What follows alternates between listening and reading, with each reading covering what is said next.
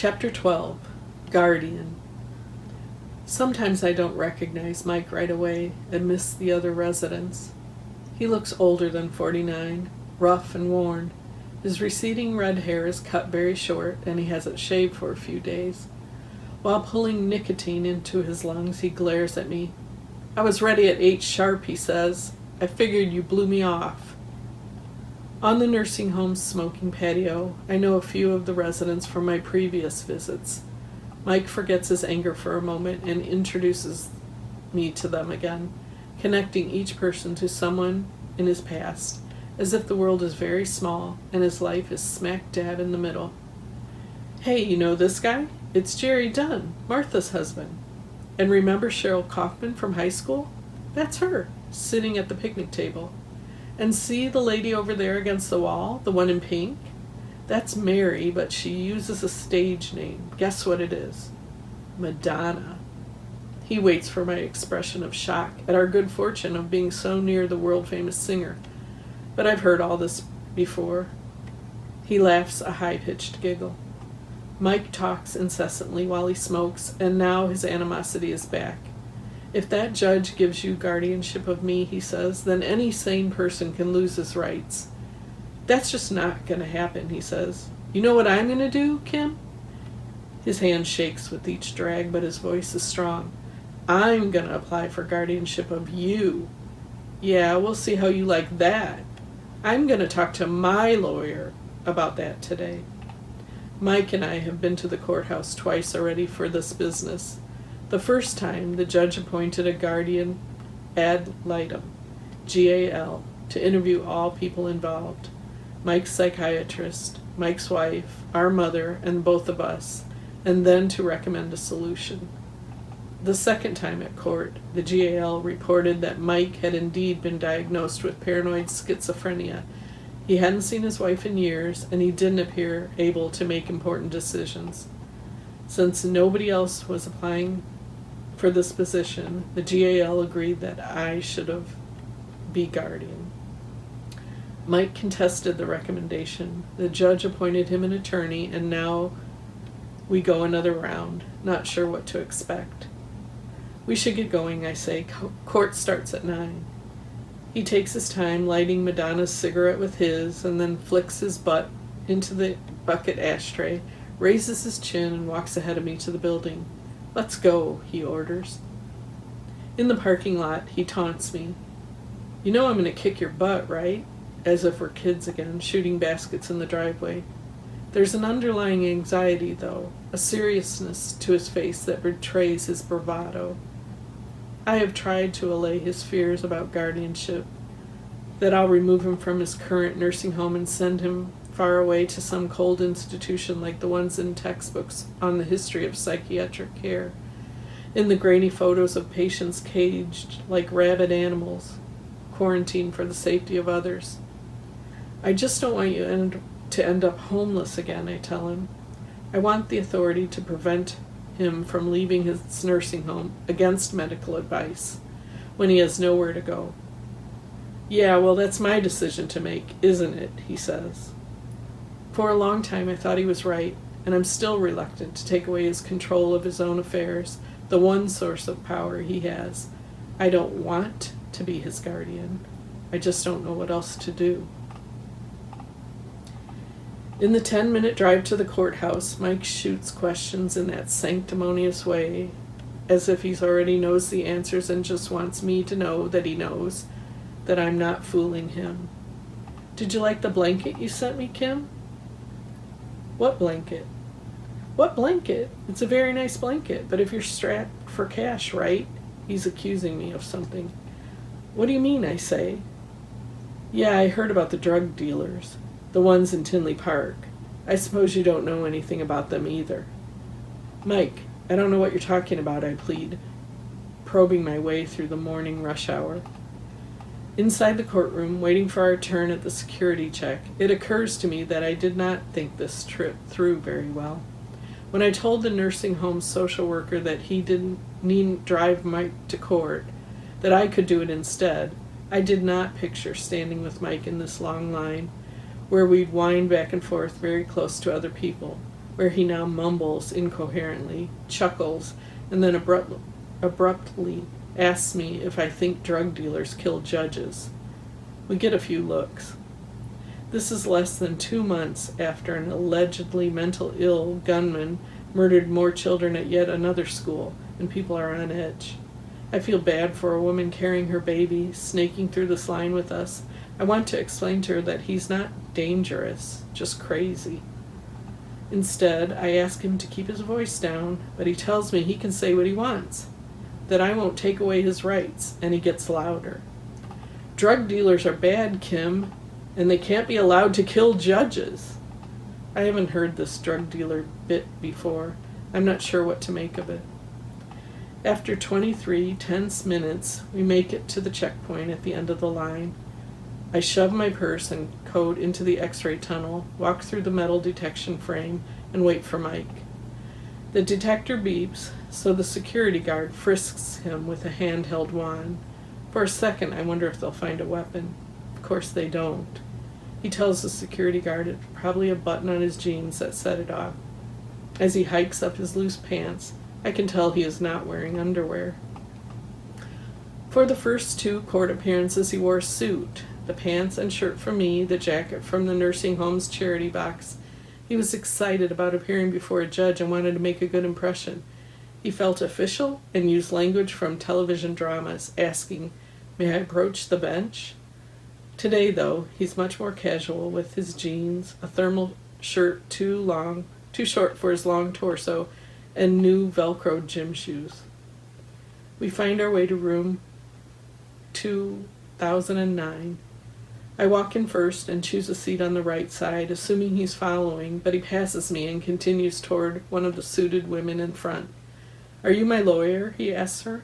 "I'm Michael Thomas David Rainsford." She says she's not his lawyer. I'm surprised by the 2 middle names. I expected only Thomas, which was also our dad's middle name. Hearing it reminds me that today, February 5th, is Dad's birthday. Mike remembered it before I did. He and Dad, who would have been 79 if he'd survived the heart attack at 46, were very close. Dad would sit for hours in the dusty summer bleachers for Mike's Little League games, the other dads announcing play-by-play of the game he couldn't see. Mike's other middle name, David, is Mike's confirmation name from 8th grade. He turns to find a seat, and I motion him to come by me, but he takes a chair in the other section. I then switch to a seat near him and say, "We don't have to sit on different sides. We're not enemies." He leans over the empty chair between us and whispers, too loudly, "I know you're a drug dealer, Kim. You put on this great act, but I know the truth. And you know what? People who hurt judges should be killed." He raises his eyebrows at me as if to say, "So there." He gets up and moves to the opposite side. This threat unnerves me. It reminds me that when Mike is in this frame of mind, it doesn't matter that I'm his only sister, that he's my only brother. I'm holding back tears and dreading the car ride back alone with him. I take a deep breath and struggle for composure. I am strong and professional, I tell myself, not an emotional weakling. But if this case is decided in my favor today, he will be furious with me. And although, as far as I know, he has never hurt anyone, when he gets nervous, he's even more manic and delusional than normal. For the first time ever, I'm afraid of him. I am relieved to see our respective lawyers who meet with the judge to report again that Mike is contesting the guardianship. The judge says the matter is continued, and it turns out that Mike and I didn't even need to be here today. We will schedule a trial to hear both sides. About a decade before this, Mike, Mom, and I stood before another judge at the Tinley Park Mental Health Center, and I convinced him that Mike was a danger to himself and others.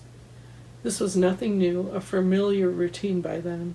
The police would take him to the psych ward where he would stay for a few weeks before coming back home until Mom would kick him out again for badgering her to give him money or buy him another car, or for threatening her or strangling her fluffy gray cat.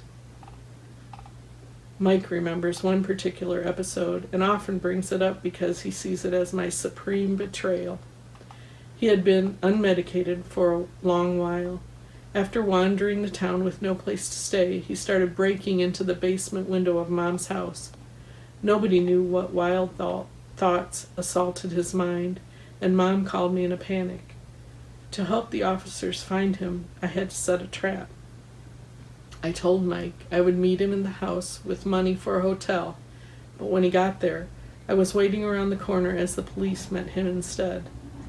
Because the court order dictated that I be present, I moved closer as the officers cuffed his hands. Mike resisted them until he saw me standing at the end of the driveway, no doubt thinking I would straighten this all out.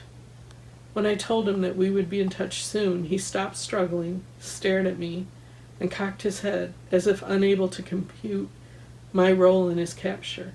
He stood there silent until the officer nudged him toward the squad car and guided him to the back seat. Even though I knew it was the right thing to do, I still feel the horror of that betrayal. Most recently, Mike has lived in at least 10 different private nursing homes around Chicago, most designed for the mentally ill and paid for with government disability checks. Not the planned ideal to replace the state-run mental hospitals, but still a place to live, and much better than Cook County Jail, where he spent a few long months. For brief periods, he has lost touch with us when bouncing from one of these places to another, but we've always managed to find him. One goal of my guardianship pursuit is to make sure we're always connected. As we approach the revolving door to exit the courthouse, Mike pointedly tells me that he does not need to put on his coat, even though it's a typical winter day in Chicago. He slings his army surplus parka over his shoulder. I don't challenge him. Didn't mention the coat in the first place, but he is determined to make it a point. Try spending a night in the park, Kim, shivering under the slide because it's 7 degrees outside. You get used to the cold. I just want to help, I say. Oh, like you helped me when I couldn't live at home? I try to sound strong, but the memory of him sleeping in the park where we used to play as kids almost unravels me. And really, most of the time I let Mom handle it on her own while I got away from there to college and grad school, and then marriage. Mike tells me he doesn't need my help now, that he can do fine on his own. Just stay the hell out of my life, please. I am tempted to give the whole thing up. This guardianship case is making him more unstable than ever. It's costing me a lot of money, and I'm afraid he's starting to really hate me. Then, in a less biting voice, he says, "Hey, we gotta pick up 4 buckets of chicken and some smokes." I tell him in the car that I can't buy chicken for everyone at the nursing home. He informs me that my money is really his anyway, because when I sold Mom's house, I stole all of the profits. He then asks if he can have 2 of the quarters from my cup holder. Take them all, I say, and agree to buy him cigarettes. I half-heartedly urge him to quit smoking, but I know that for him they are medicinal, calming, and satisfying. After the hand he has been dealt, I won't deny him this pleasure. While walking into Jewel, he asked me whether I would rather be a Christian or a devil worshiper. I say Christian, but he doesn't believe me. At the cigarette counter, in his big, belligerent voice, the first thing he says to the cashier is, "This is a Christian store, right?" She steps back and looks at me. She doesn't know what to say. "Mike, just tell her what you want." I'm exasperated. And for a second it feels good to be bossy sister again and to bark at him without retribution. I'll take 5 packs of Pall Mall Red and 5 of menthol. These cigarettes are not just for him, they're for his friends at the Riverview Terrace. He looks at me and says, "I need some of those cigars, too." The cigarettes alone will be over $50, so I tell him I can't afford both, though this argument is more about boundaries, mine, than it is about money. I desperately want to get him back to the nursing home. Slowly articulating each syllable, he says, "No, Kim, I need to pay back some people. I need the cigars." To the cashier, he said, "I'll also take 5 boxes of the cheapest cigars." She looks at me and I say, "No, just the cigarettes." Mike gets louder and tells me I don't understand. He tells the cashier he wants the cigars. Just the cigarettes, I insist, praying for her to hurry so we can leave. I don't want to push him too far, but I can't let him bully me. I am strong and professional, not an emotional weakling. I pay for the cigarettes and we leave. He doesn't thank me, just calls me a selfish bitch and tells me to have fun in hell.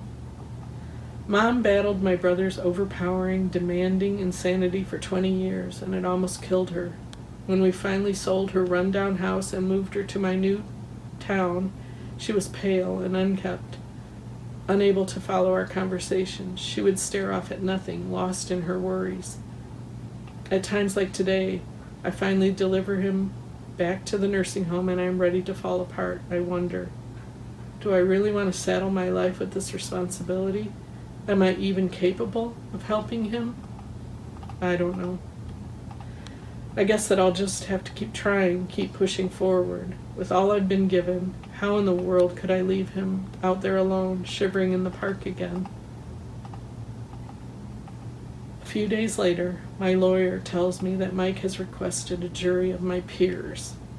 The cost of a continued guardianship pursuit will be at least another $15,000, with no guarantee the case will end in my favor. Bruce and I discuss it, but I decide to stop. Too much money is what I tell my friends. Really though, I don't want Mike's mental illness to suck the life out of me. I don't want to be my mother.